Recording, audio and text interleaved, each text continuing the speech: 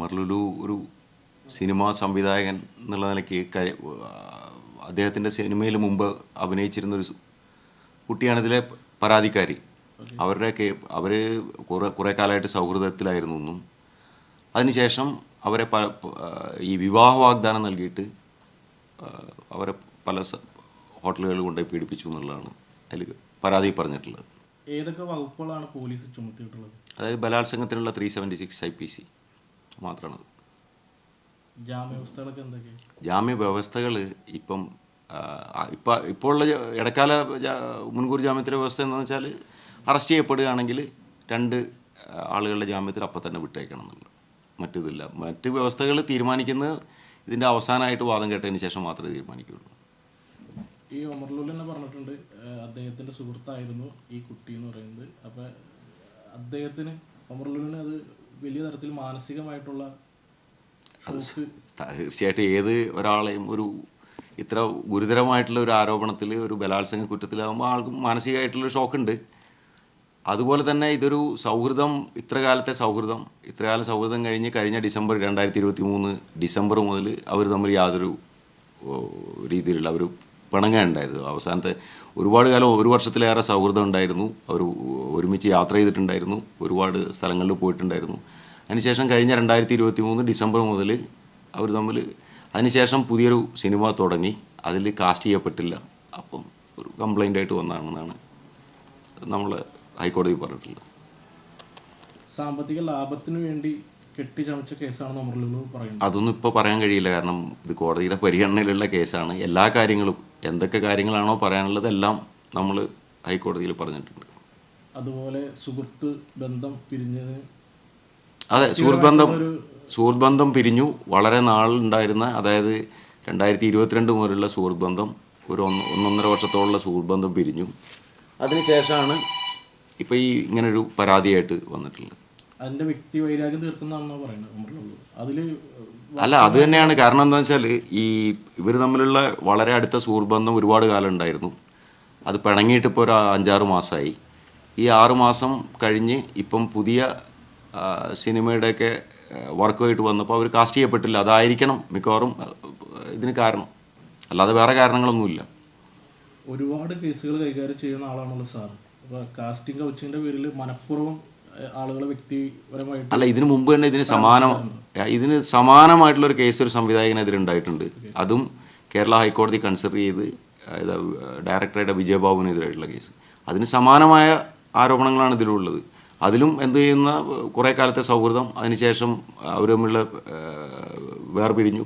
അതിനുശേഷമാണ് പിന്നെ രണ്ടാമത് കേസുമായിട്ട് ഇങ്ങനെ ഇതിന് സമാനമായുള്ള രീതിയിലുള്ള കേസുമായിട്ട് അത് ഏതാണ്ട് അതിന് സമാനമായ കേസാണ്. ആ കേസിനും ഹൈക്കോടതി ഇടപെടുകയും മുൻകൂർ ജാമ്യം നൽകുകയും ചെയ്തിട്ടുണ്ട്.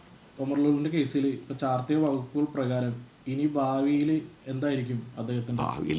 ഇതിപ്പോൾ ഇന്ന് മിനിയാന്ന് 2 ദിവസമായിട്ടുള്ള കേസ് രജിസ്റ്റർ ചെയ്തിട്ട് അത് കഴിഞ്ഞ് ഇനി അതിൻ്റെ അന്വേഷണം നടക്കും. അതിനിടയിൽ കോടതി ഇതിൽ മുൻകൂർ ജാമ്യം കൊടുക്കാവുന്നതാണോ അവസാനമായിട്ട് അത് പരിഗണിക്കും. ജൂൺ 6 പരിഗണിക്കുന്നത്. അതിന് അന്വേഷണം നടക്കും. ഇതിൽ സത്യസന്ധമല്ലാത്ത കാര്യങ്ങളാണെങ്കിൽ പോലീസിനെ തന്നെ അവസാനിപ്പിക്കാവുന്നതാണ്.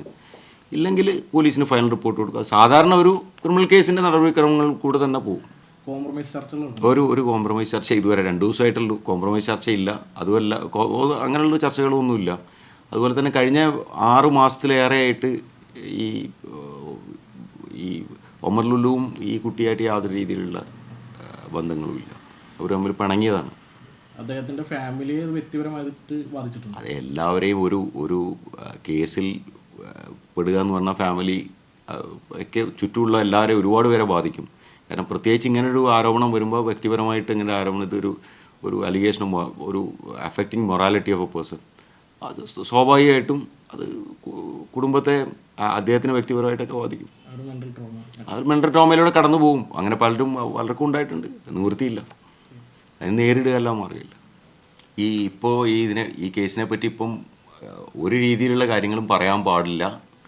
ഇത് വളരെ ബ്രീഫായിട്ടുള്ളൊരു കാര്യം പറഞ്ഞുള്ളൂ. ഇത് ഹൈക്കോടതിയുടെ പരിഗണനയിലിരിക്കുന്നതാണ്. അന്വേഷണം തുടങ്ങിയിട്ട് മാത്രമുള്ളതാണ്. അന്വേഷിക്കുമ്പോൾ ഇതിൻ്റെ സത്യാവസ്ഥ പോലീസിന് ബോധ്യപ്പെടും. ഇതിന് ഫൈനൽ റിപ്പോർട്ട് ഒരിക്കലും കൊടുക്കാൻ കഴിയില്ല.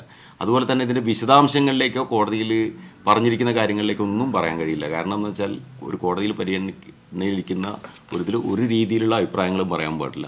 അതിൻ്റെ വളരെ നിങ്ങൾ ചോദിച്ചപ്പോൾ വളരെ ബ്രീഫായിട്ടുള്ള വളരെ കുറച്ച് കാര്യങ്ങൾ മാത്രമേ പറഞ്ഞിട്ടുള്ളൂ.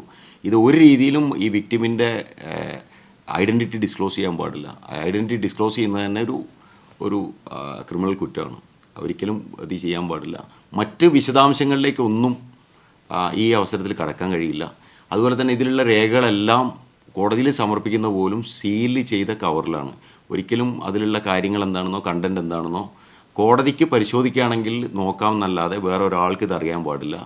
ഈ വിക്ടിമിൻ്റെ ഐഡൻറ്റിറ്റി ഒരിക്കലും ഡിസ്ക്ലോസ് ചെയ്യാൻ പാടില്ല. അതാണ് നമ്മുടെ നാട്ടിലെ നിയമം. അതുകൊണ്ട് മറ്റു കാര്യങ്ങളൊന്നും ഈ സമയത്ത് പറയാൻ കഴിയില്ല. നിങ്ങൾ മറ്റുള്ള കാര്യങ്ങളൊക്കെ എന്ന് പറഞ്ഞാൽ ഇതെല്ലാം അദ്ദേഹം ഇത് നിയമപരമായിട്ട് തന്നെ നേരിടും. മറ്റു കാര്യങ്ങളിലേക്കൊന്നും നിങ്ങൾ ചോദിക്കുകയാണെങ്കിൽ ഏത് സിനിമയാണ് അതിനെ ഒന്നും പറയാൻ കഴിയില്ല. അത് പറഞ്ഞാൽ എന്തെങ്കിലും രീതിയിൽ പറഞ്ഞു കഴിഞ്ഞാൽ അത് ഈ പറഞ്ഞ അതിജീവിതയുടെ ഐഡൻറ്റിറ്റി ഡിസ്ക്ലോസ് ചെയ്യപ്പെടലാവും. അതുകൊണ്ട് അങ്ങനെയുള്ള ഒരു കാര്യങ്ങളും പറയാൻ കഴിയില്ല. ഇപ്പോൾ ഈ ന്യൂസ് വന്നതിന് ശേഷം തന്നെ സോഷ്യൽ മീഡിയയിൽ വ്യക്തിപരമായിട്ടുള്ള ആക്രമണം നടക്കുന്നുണ്ട് ഒമർലൂലിനെതിരെ. അത് ടീമിന്റെ പേര് പറയാൻ അല്ലെങ്കിൽ ആരാണെന്നൊക്കെ പറഞ്ഞിട്ട് അത് സോഷ്യൽ മീഡിയ വളരെയധികം രീതിയിൽ ദുരുപയോഗം ചെയ്യപ്പെടുന്നുണ്ട്. പല കാര്യങ്ങളും പല ആളുകളുടെ വ്യക്തിപരമായ കാര്യങ്ങളിലേക്കും. ഏതായാലും അങ്ങനെയുള്ള കാര്യങ്ങളൊക്കെ നേരിടുകയല്ല നിവൃത്തിയില്ല. പക്ഷേ അങ്ങനെയുള്ള ഇത് നിയമത്തിനെതിരാണെങ്കിൽ അതിനെതിരായും വരും, തീർച്ചയായിട്ടും വരും. അപ്പം മറ്റു കാര്യങ്ങൾ ചോദിക്കരുത്, ഇതിൻ്റെ വിശദാംശങ്ങൾ ചോദിക്കരുത്. ഇത്രയും കാര്യങ്ങൾ വളരെ ചെറുതായിട്ട് ഇതാണ് ആരോപണം, ഇതാണ് ഇപ്പോഴുള്ള ഇത്, ഇനി കോടതിയെ പരിഗണിക്കും, ഫൈനലായിട്ട് അത് തീരുമാനിക്കും. ജൂൺ 6-നാണ് വെച്ചിട്ടുള്ളത്. അപ്പം നമ്മളുടെ കാര്യങ്ങൾ സബ്സ്റ്റാൻഷിയേറ്റ് ചെയ്യാനുള്ള എല്ലാ രേഖകളും കാര്യങ്ങളും എല്ലാം സീൽഡ് കവറിൽ കോടതിയിൽ ഹാജരാക്കും.